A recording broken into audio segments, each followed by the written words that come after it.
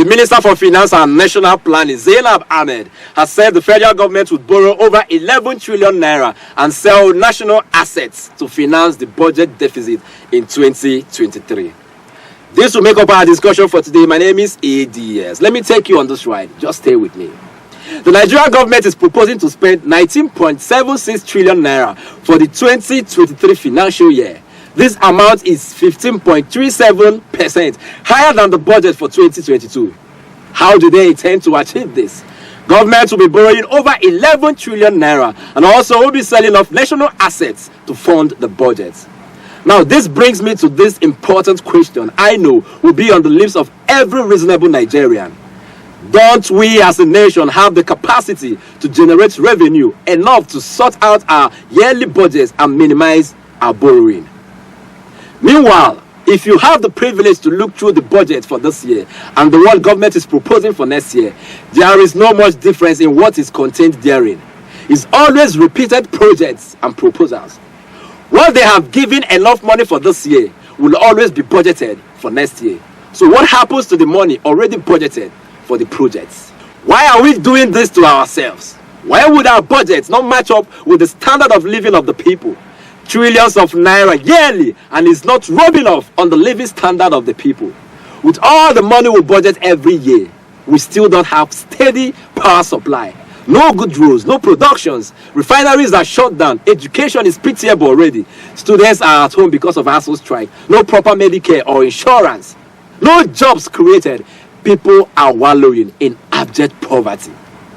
Then where are all these budget monies running into trillions going to? This is really getting out of hand. Now back to the issue of borrowing and selling off our national assets to finance our budgets. Is it that we do not generate enough revenue at all in this country? Like, I don't understand. This is one country so blessed with mineral resources of all kinds, some in macro quantity, while some are in micro quantity. Name it, we have them all in this country. Do we really lack the capacity to make money from our natural endowment, or we have a problem that nobody can explain? Even our major source of revenue, crude oil, is today 80% stolen. Who are those stealing from us? Who are they? Who are these wicked people that will never allow this country to flourish? They have devised a means to perpetually loot us to dryness. Why are we this wicked to ourselves in this country? As regards the issue of stealing our crude oil, hear what the NNPC boss, Mele Kyari, have to say. Watch. Ladies and gentlemen, my colleagues, what is most difficult to manage today, what is much daring for us to live with, is the issue of crude oil theft. It's real. It is happening. Are we helpless? No. We are not helpless, and our efforts are paying off. As we speak now, what you see on the screen is a typical site where crude oil is stolen and is processed in illegal refineries. And probably a selection of you one day, if you want, I will take you so that you can see it in the air, see what it really means. I hope by the time we get there, we have taken them out, because we will not stop so that you can see it. If it is tomorrow, you will still see it because they are still there. What you see here is so common around the pipeline that I can tell you in one line, just less than 200 kilometers, we had 295 illegal connections. And you'll see the data. 295. It's impossible for any oil company to continue to operate. No one produces oil so that the next person will take it. And I'm sure maybe some of us are in some kind of business. I hope not. I don't. If you produce and somebody takes all the production, the wise thing to do is to stop the production. You can't continue to produce. And this is really what is happening. I don't really understand what this guy is saying. You are not helpless, yet you are not doing anything to end this theft. We didn't start hearing about oil theft today. Why is this still happening under your watch?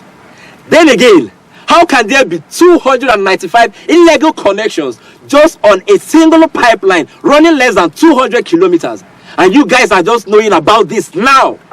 295 illegal connections on just a pipeline, and there is no technology to detect this until now. You are just telling us now. This must be a very big joke. And then he made mention of this stolen crude oil taken to illegal refineries for processing. So people are actually refining our crude oil in this country illegally. What is government doing to use this manpower to our advantage, since it's obvious our legal refineries are not working? Is government insensitive to all of this, or what? What you don't know how to do or what you can do, another is doing illegally. So why not mobilize these people and do your refining without taking it outside? And we keep losing money every day when we should be counting our blessings ourselves. The refineries that are shut down, people are going to work there every day and collecting salaries. Hear this from the NNPC boss himself. Watch. And Hassan, you asked a question around why you paying salary on a refinery that is not working. This question has been raised severally in very many fora. In the National Assembly, you have two options. When you have a refinery that is not working, typically what you do is called mothballing. Is that you pull them down, bring them into crates, and ask everybody to go. And then you have security men to watch it. Otherwise, the second option you have is to keep them as we are doing. You continue to mothball them. That means that you lubricate the parts that you must lubricate. You test run some of the parts that you have to continue to run. Otherwise, the day you want it, it won't work. So it's the second option we are doing. That we have to keep it. We are not ready to bring them down into pieces. Typically, when you bring them down into crates, you never want to bring them back. But we know that we will bring them back. We know that we are working on them. That means that you are keeping personnel to continue to do those activities. And more than anything, that the other implication is that you sack everybody that is there so that you can stop the salaries bill.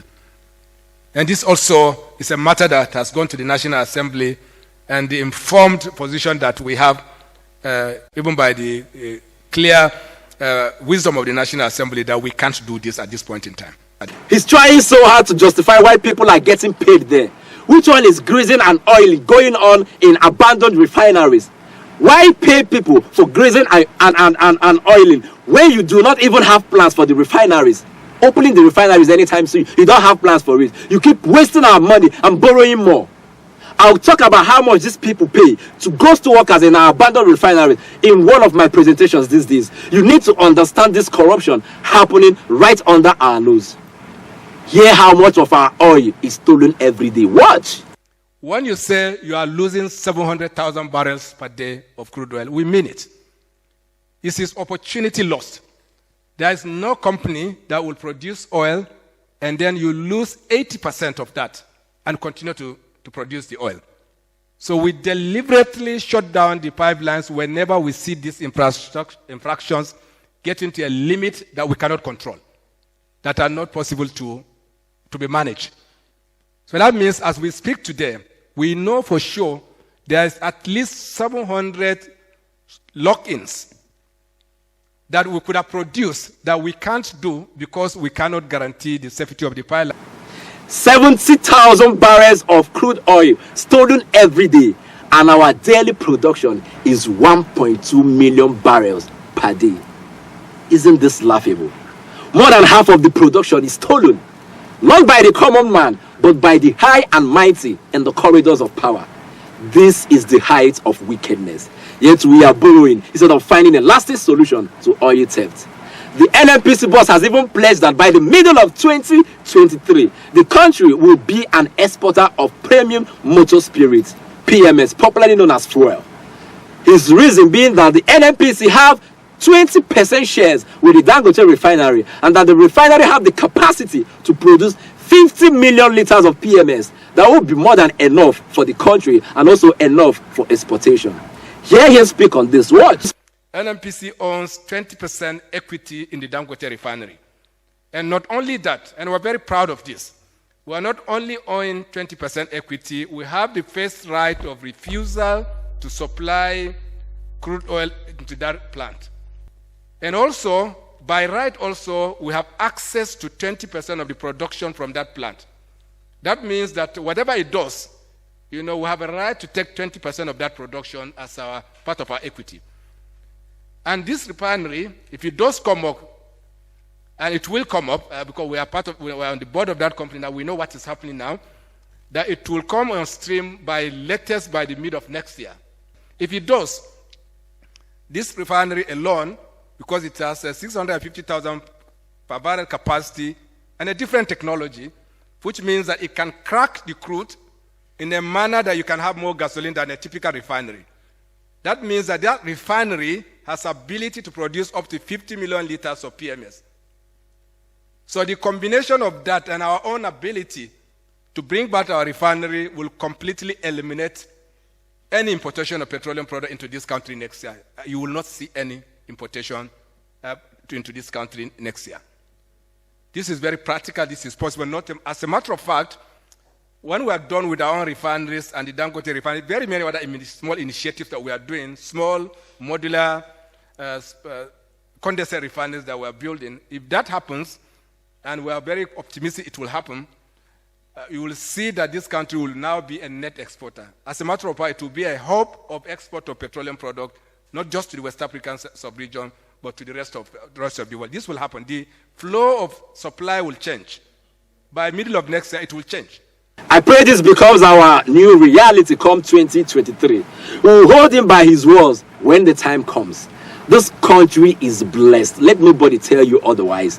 We do not have any business with borrowing if we do the right things and be truthful to ourselves. Politicians and public office holders are our major problem. They steal more than they need. How often are these people audited? We need to get things right this coming election, else we'll lose everything. Let's choose our leaders that will protect all of our interests and not just their personal interests.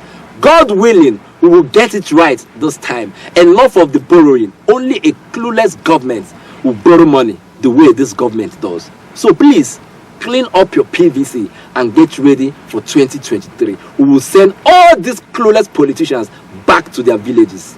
Enough is enough. And I will see you again.